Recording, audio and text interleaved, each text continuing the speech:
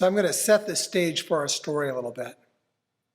It's been years since Abram's father, Terah, had up and moved their entire family from their home in the city of Ur.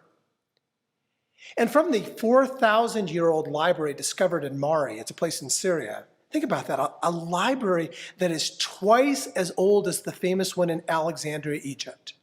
You librarians in our church community have got to love that. Anyway, this is what the ruins look like of Mara today.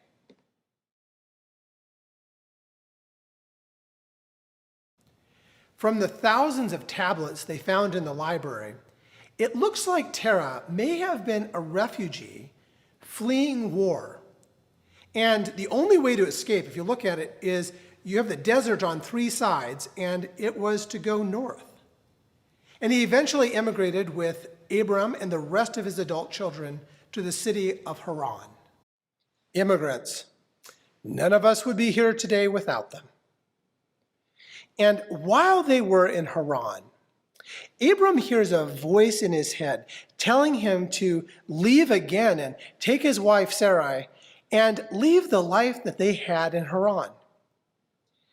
The deal is that if Abram does this, then he and Sarai's children will become a great nation. And somehow, Abram sells Sarai on this idea, and they and some of their extended family do it. They leave. And they begin to wander south, and they head into Egypt for a while. Then they come back north into Canaan. And time passes. Doubts come.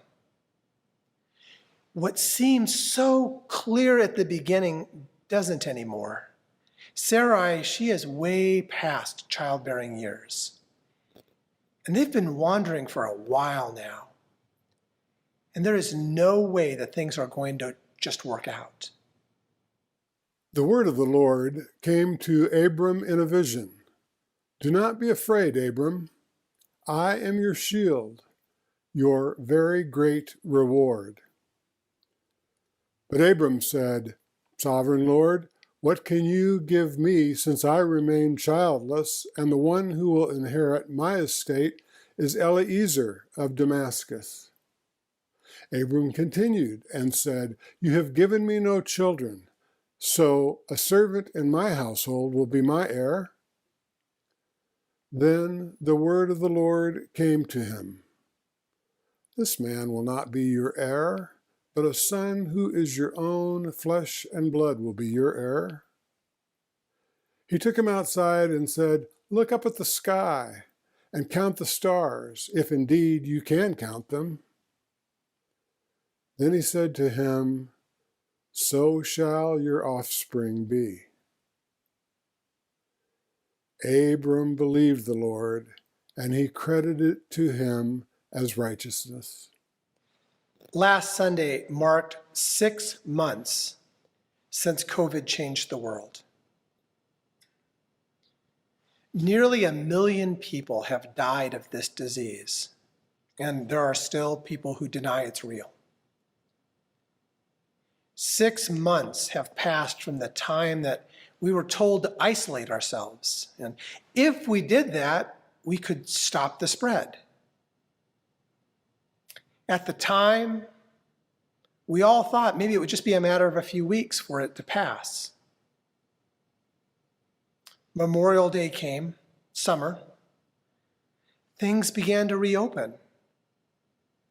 And we thought it would be like colds and flus. And so people thought that the disease would just disappear. Maybe it might come back in the fall, just like flu season. Whoosh. Well, that didn't happen. Daily new cases went from about 16,000 on June 1st in our country to over 70,000 a day a month later. And masks, they've helped, and renewed efforts at distancing have helped. Yet cases here in Johnson County have remained high all summer. Time's passed, and I have no clarity on how this works out. What seemed clear back in May doesn't anymore. We have no idea what's going to happen with flu season coming. Our schools are kind of a mess, and so keep those prayers going for educators. They need them. We're wandering in the wilderness right now. Some people believe that it might be just better to let the disease happen, let it run through and do its worst. And then you got other people and they want to cut themselves off from all human contact. And I'm getting a little tired, exhausted, really, trying to know what to believe, what to do. I'd just like some clarity. I'd like someone to explain to me how we eventually recover. Some people say we need to go into lockdown again. And then other people say, we've already flattened the curve. And even though the curve is really high, our healthcare system is managing. I don't even know what to do with that.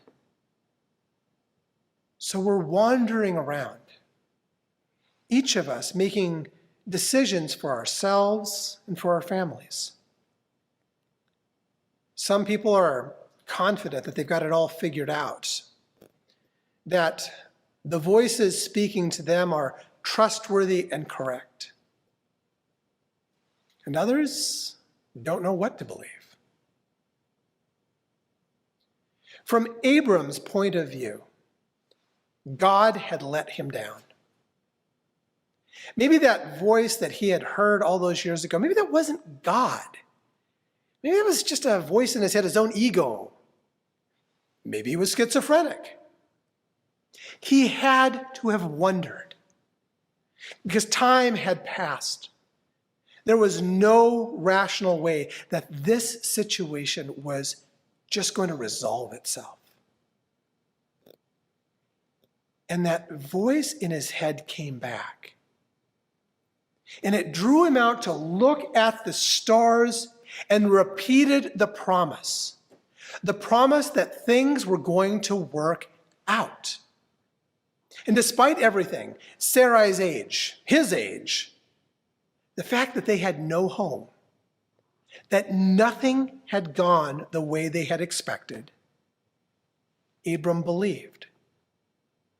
He believed that there is a power greater than himself at work, that he had survived to this very moment to be a blessing.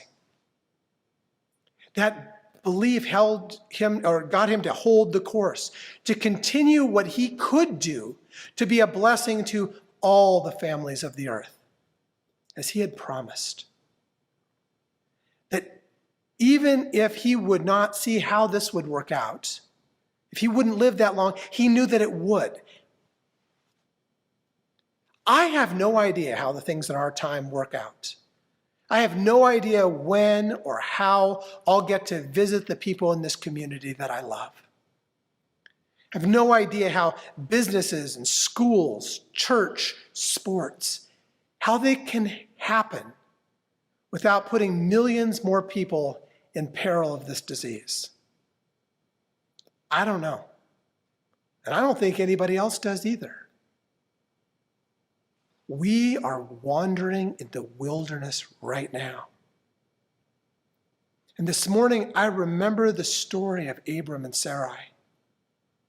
That when they were wandering, doubting, wondering, that there was a call on their lives, a call to be a blessing.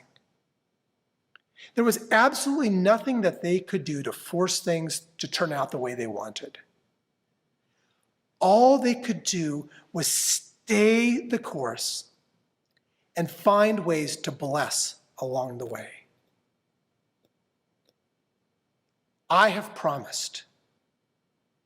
I too have coveted to bless, to love my neighbors as myself, to extend the influence of Christ's core values of compassion, mercy, justice, nonviolence, and inclusivity in any way that I can.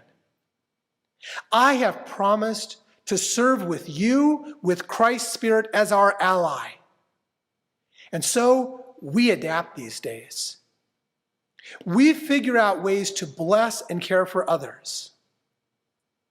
Last night, Colonial church people, they helped support our mission with cross lines at their first online gala.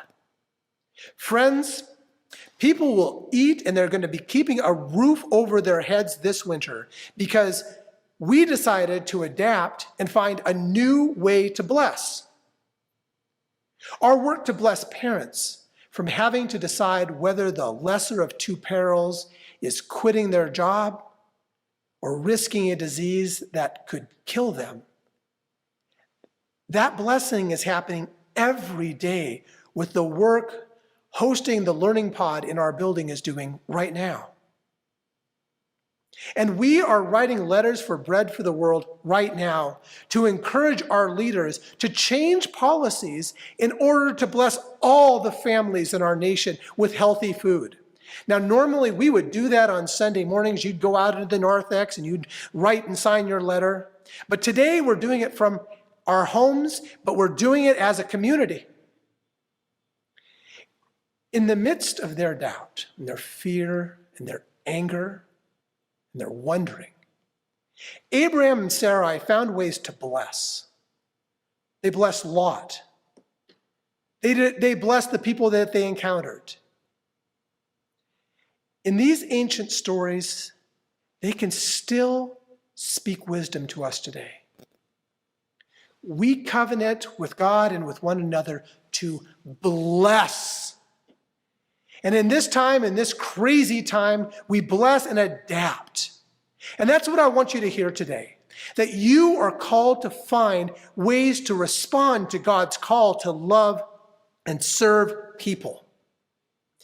That you're called to work for justice and mercy in any way that we can right now. And if we can do that, if we can hold on to that faith, we're going to come through this just fine. Maybe even better.